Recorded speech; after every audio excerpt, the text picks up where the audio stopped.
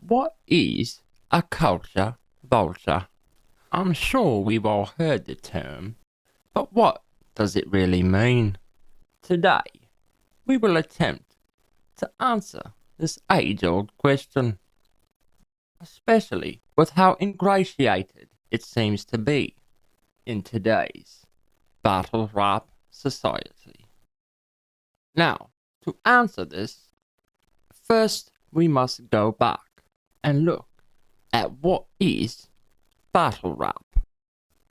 Battle rap is a rhythmic poetry session to denigrate the opposition's less than desirable choice of suitors, and possibly degrade and demean one's loved ones, including their mother, their brother, and sometimes even how you will fornicate with their daughter.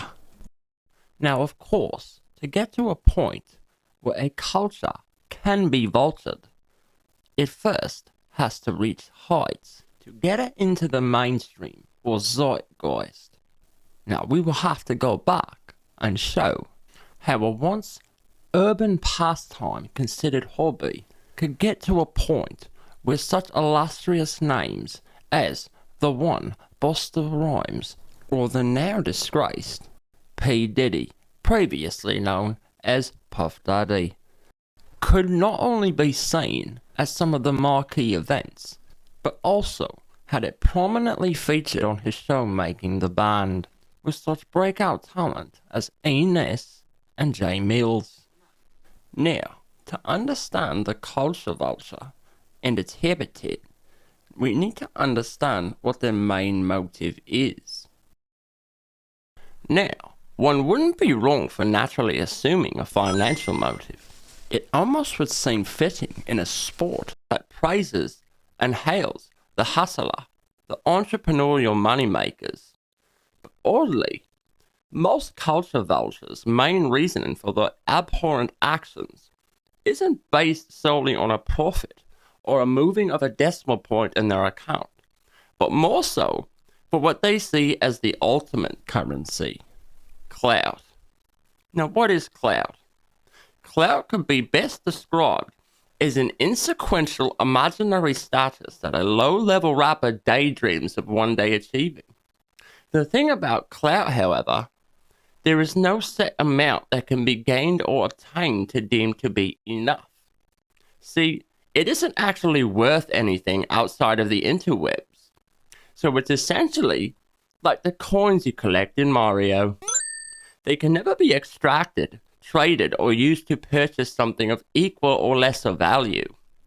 So essentially, it's an incessant running in circles, somewhat of an Ouroboros, the snake eating its own tail, that ends only in a sad story sap with an empty pockets and no real friends. So how could one vulture a community for an object that's not attainable? Well, therein lies the paradox. The clout chaser. So someone that chases clout, once recognized as the clout chaser, is seen in a negative light. Now, one would think, and correctly so, that this would be an utterly futile attempt.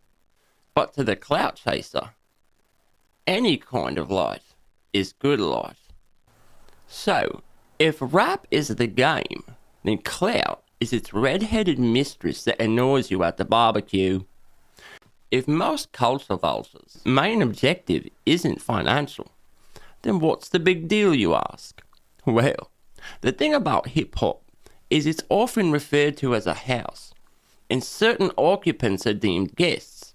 So basically, a culture vulture is someone who leaves the house more worse for wear than when they got there. Now, if we're going to be using terms, I think it's best to lay down the fundamentals of the definition and descriptors. So what is a culture? A culture is a set of shared beliefs, values, or behaviors that define a group or society.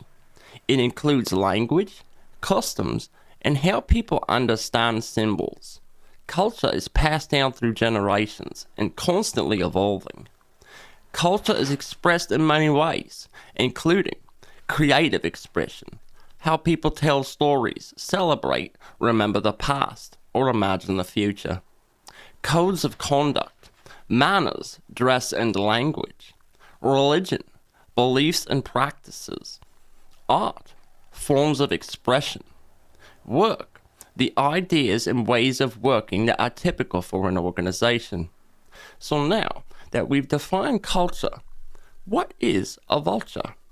Well, vultures are large birds of prey that eat carrion or dead animals and help keep the environment clean by removing rotten carcasses.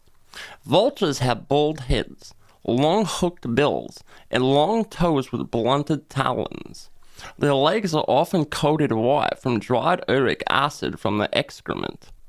The behavior of a vulture is relatively quiet, only hissing, growling, and snarling. They have strong stomach acids that kill dangerous toxins and microorganisms, so they don't get food poisoning. The habitat. The vulture's habitat is found everywhere except Australia and Antarctica. They are often seen riding thermal currents high in the sky. Now, there are 23 different species of vulture, with 16 native to Europe, Africa, Asia, and 7 native to the North and South Americas. Now, conservations. A 2016 study found that 9 vulture species are critically endangered. There are 3 endangered, 4 near threatened, and 6 are at least concerned. Now, misnomers. Turkey vultures are sometimes called buzzards by mistake. This is because early European settlers in the US thought that large birds they saw were hawks, which Europeans called buzzards. Now, related words. The word vulture comes from the Latin word for vulture, often meaning people like viral money. Now that we've defined the two words, when you put them together, it doesn't really make a lot of sense, does it? A vulture feeds off the carcasses and is actually good for the ecosystem and environment. So why is culture vulture mainly used in a derogatory term? I'd be remiss to say that I was not on board as one of these bandwagoning faggots that often use slang terms that they don't know the true definition of. But, as normal in nomenclature, slang terms often tend to take on a life of their own once in the ethos. So, if we accept that this is what the definition of culture vulture really means, well, okay then. So now, back to battle rap and how it became the culture that is constantly vultured. Oh. Yeah. Pablo.